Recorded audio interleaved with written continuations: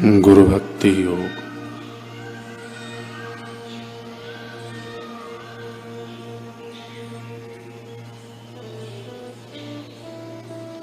गुरु भक्ति योग एक विशुद्ध विज्ञान है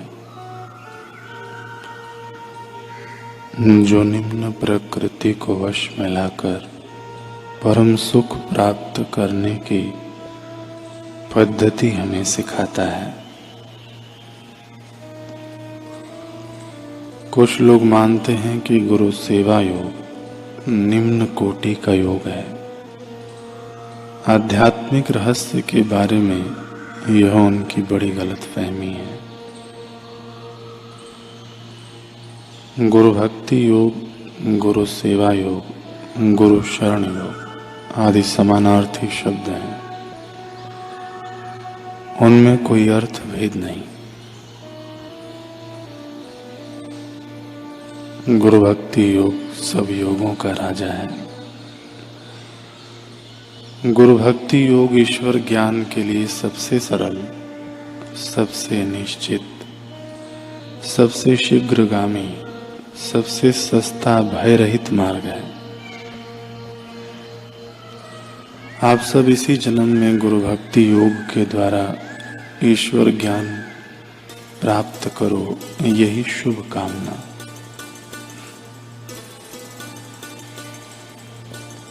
गुरु भक्ति योग का आश्रय लेकर आप अपनी खोई हुई दिव्यता को पुनः प्राप्त करो। सुख दुख, जन्म मृत्यु आदि सब द्वंद्वों से पार हो जाओ। जंगली बाघ, शेर या हाथी को पालना बहुत सरल है। पानी या आग के ऊपर चलना बहुत सरल है। लेकिन जब तक मनुष्य को गुरु भक्ति योग के अभ्यास के लिए हृदय की तमन्ना नहीं जागती, तब तक सद्गुरु के चरण कमलों की शरण में जाना बहुत मुश्किल है।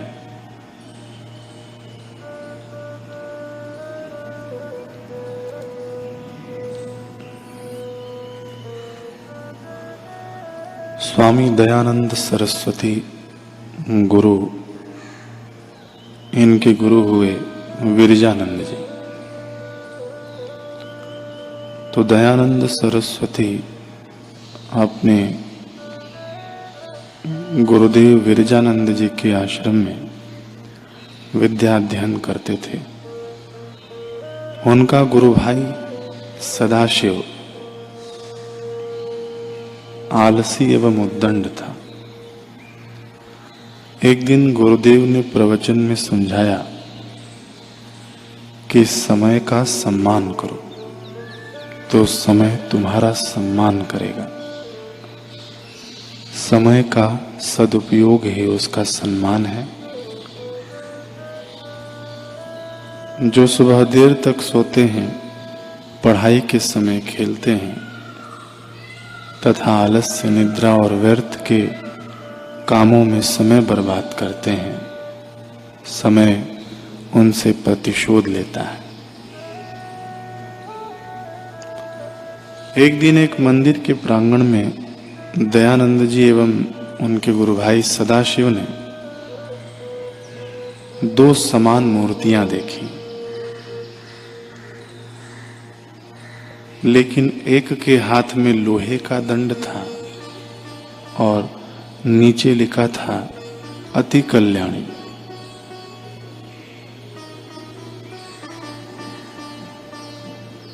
तथा दूसरे के नीचे लिखा था कल्याणी। आकर गुरुजी से उनका रहस्य पूछा कि दोनों मूर्तियां तो समान हैं, परंतु नाम अलग अलग। ये मूर्तियां, गुरुजी ने कहा कि ये मूर्तियां काल की स्वामिनी दो देवियां हैं। कल्याणी उसका कल्याण करती है जो समय का सम्मान करता है, तथा अति कल्याणी उसका भी कल्याण करती है जो समय का सम्मान नहीं करता। परंतु तुम्हें अति कल्याणी का उपासक नहीं बनना है।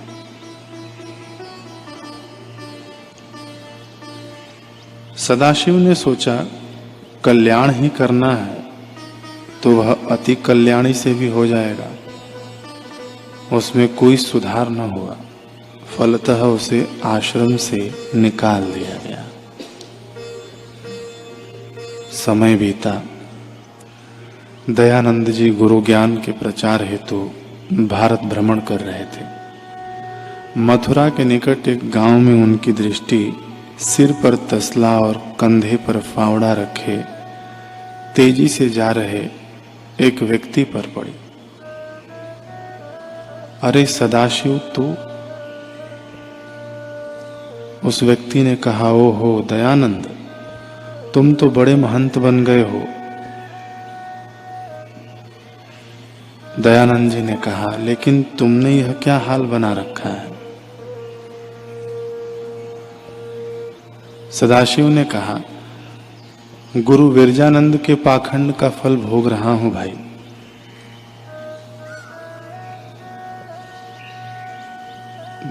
दयानंद जी ने कहा, क्या मतलब? सदाशिव ने कहा, उन्होंने कहा था कि अति कल्याणी उसका भी कल्याण करती है जो समय का सम्मान नहीं करता। तो मेरा कल्याण कहाँ हुआ? दयानंद जी ने कहा कि मथुरा में मेरा प्रवचन है, आ सकते हो? सदाशिव ने कहा, बिल्कुल फुर्सत नहीं है, फिर भी देखूंगा। प्रवचन शुरू हुआ। श्रोताओं में सबसे पीछे सदाशिव बैठा था। दयानंद जी ने प्रवचन की दिशा बदली और उन मूर्तियों वाला पूर्व प्रसंग और गुरुदेव का बताया उनका अर्थ दोहराया। फिर बोले कि मूर्ख समझता है कि समय के सम्मान बिना ही कल्याण संभव है, तो समयशील क्यों बने? मनुष्य यह नहीं सोचता कि अति कल्याणी के हाथ में कौन सा दंड है और क्यों है। वह दंड है काल दंड, और यह उसे कल्याण मार्ग पर जबरन चलाने के लिए ईश्वर की कृपा पूर्ण व्यवस्था है।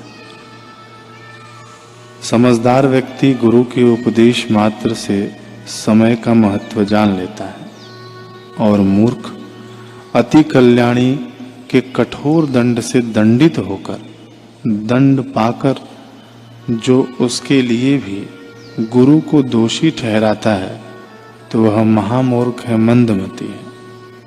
अतः काल दंड से बचो।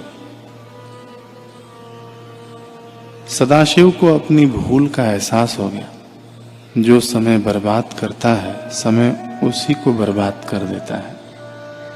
ब्रह्मवेत्ता महापुरुष के वेदांत से सराबोर सत्संग का श्रवण मनन, उनकी दैवी सत प्रवृत्तियों में सहभाग, भगवत स्मृति, प्रीति व शांति विश्रांति में समय लगाना ही उसका सदुपयोग है।